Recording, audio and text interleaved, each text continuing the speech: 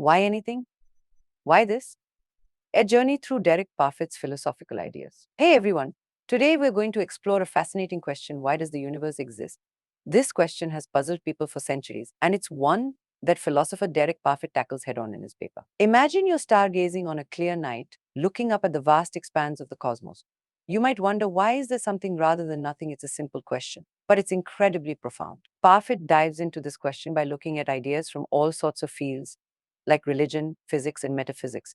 He's not afraid to consider some pretty wild possibilities. For example, some people believe that God created the universe. Others think there might be multiple universes out there and we just happen to live in one that supports life.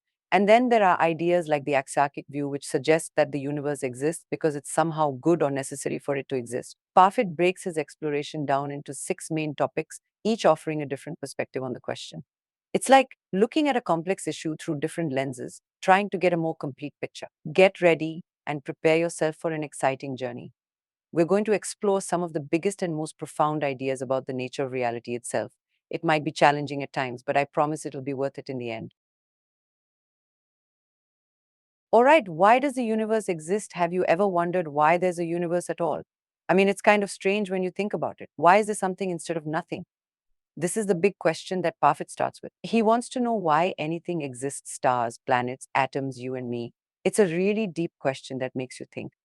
Parfit says that even if we can explain how the universe started, like with the Big Bang, we still don't know why it started in the first place. It's like if someone asks you why you baked a cake, and you say, because I mixed the ingredients and put it in the oven. That doesn't really answer the question of why you decided to bake a cake at all. He also talks about how this question is really big and amazing. It's like when you look up at the stars at night and feel really small. The question of why the universe exists is kind of like that feeling. It's so big and mysterious that it fills you with wonder. So, even though it's a really hard question to answer, Parfit thinks it's important to think about. It might not have an easy answer, but it's still worth asking and exploring. That's what this section is all about: looking at this big, important question and trying to understand it better. It's the starting point for the rest of Parfit's ideas in the paper.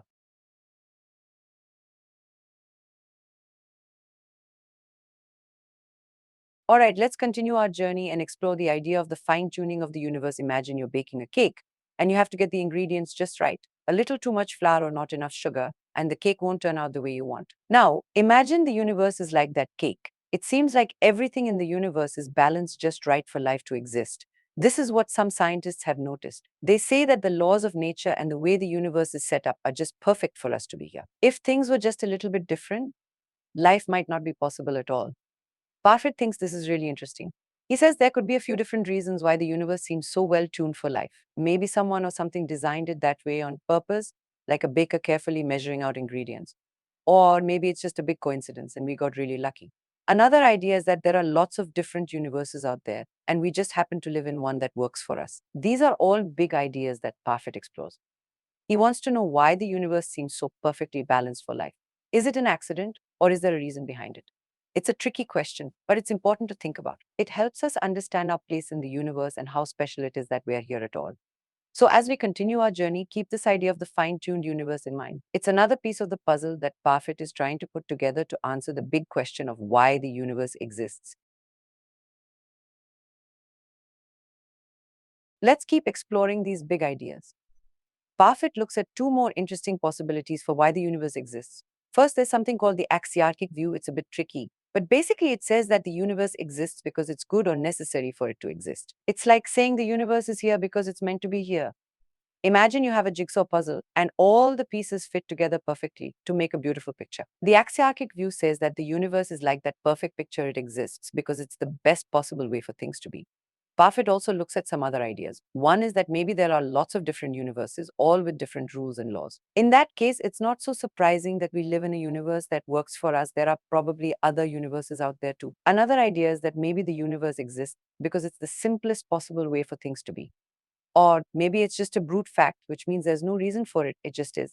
These are all different ways of trying to explain why the universe exists. They're big, abstract ideas, but they're important to think about. They help us understand our place in the grand scheme of things. Parfit doesn't say which one of these ideas is right.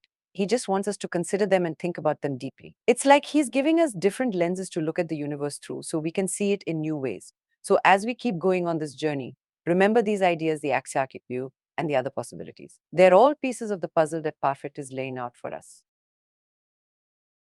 Now, let's dive into some really deep ideas.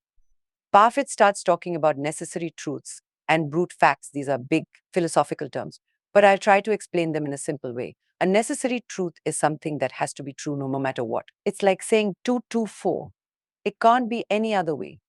Parfit wonders if the universe existing could be a necessary truth. In other words, maybe there's no possible way for the universe not to exist. On the other hand, a brute fact is something that's true, but there's no reason why it's true, it just is. It's like asking why the color blue looks the way it does. There's no real reason, it just is that way. Parfit is asking whether the universe existing is like a necessary truth. It has to be true, or if it's more like a brute fact, it just is true. But there's no reason why. This is important because it gets at the heart of whether we can really explain why the universe exists. If it's a necessary truth, then maybe we can find a reason for it. But if it's a brute fact, then maybe there is no reason, it just is. These are really tough ideas to wrap your head around.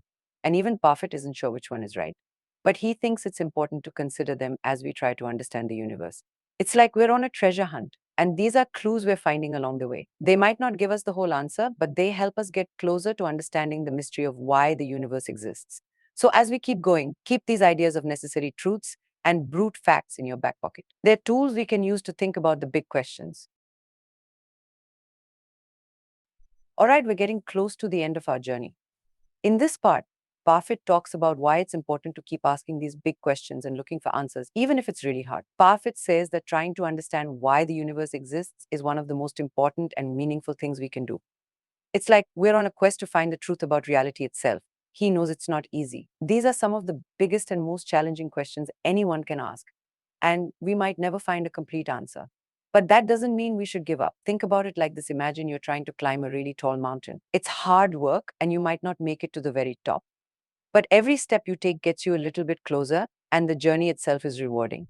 Parfit says that's what it's like when we think about these big philosophical questions. We might not get all the way to the truth, but every new idea and every new perspective helps us understand a little bit more. And that's what Parfit is trying to do in this paper. He's not claiming to have all the answers, but he's showing us different ways to think about the question.